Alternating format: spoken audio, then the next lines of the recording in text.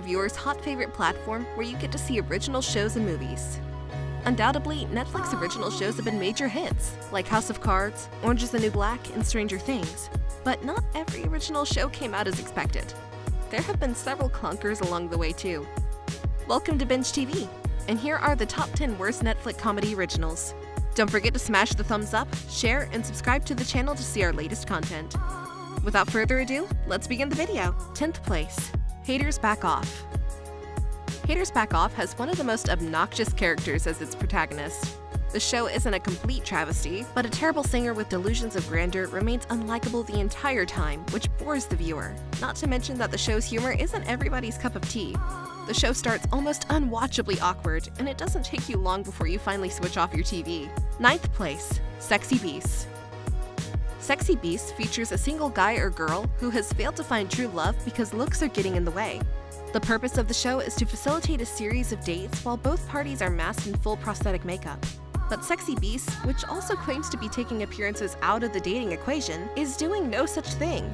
Instead, everyone incessantly worries about ending up with someone who is not blessed with a perfectly symmetrical face. 8th place, Friends from College. The show follows a group of old college friends navigating their messy, intertwined lives while living in New York City. Friends from College lacks chemistry, loyalty, and friendship. Almost every character is written as a selfish person who treats each other awfully, which leaves you questioning how these people are even friends. It also doesn't help that the show emphasizes a misguided adultery storyline rather than relatable early midlife issues, making these characters even more unlikable. The show is not worth watching or recommending to your actual friends. 7th place, Hoops. In the world of comedy, it's common knowledge that constant profanity in almost every other word is a pointless swear word and is a sign of insecurity in one's material. It's a defense mechanism born of the idea that being more shocking will be a distraction from bad writing. Hoops follows a hot-tempered, foul-mouthed high school basketball coach tasked with the extremely unique responsibility of turning a team of losers into winners.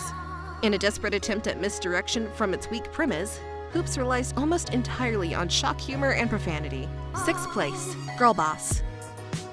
The show focuses on a startup millionaire who hit the big time with her vintage fashion brand. The series comes off as more annoying than funny. Sophia's fictional character could be one of the most irritating TV protagonists in recent memory. The self-centered and spoiled Sophia makes Girlboss an incredibly frustrating viewing experience, and it's even more disappointing considering Robertson's performance is pretty good. Poor reviews and viewer apathy prompted Netflix to cancel it after only one season. 5th place, The Ranch.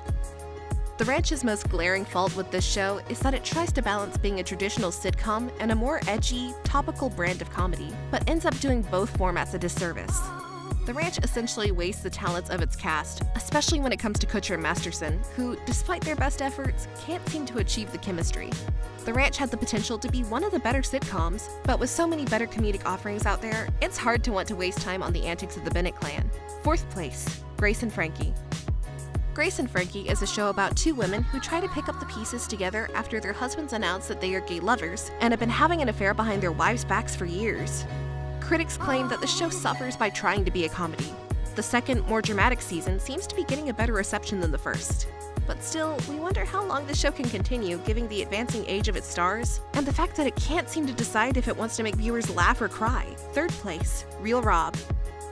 Real Rob was Schneider's chance to show everyone that he could still be funny and carry his TV series.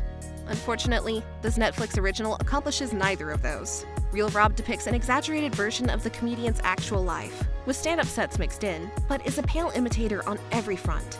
Almost nothing about this series works, from Schneider's over-reliance on playing into offensive stereotypes to featuring a lead character who is almost entirely unlikable.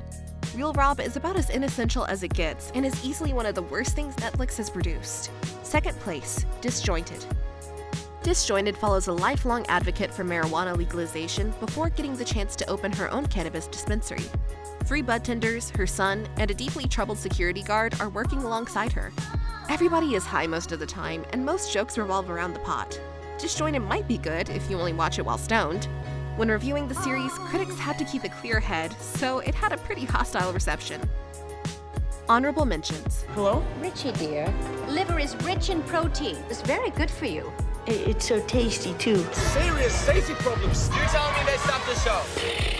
Derek is blowing everything way out of proportion. This is not how we do it.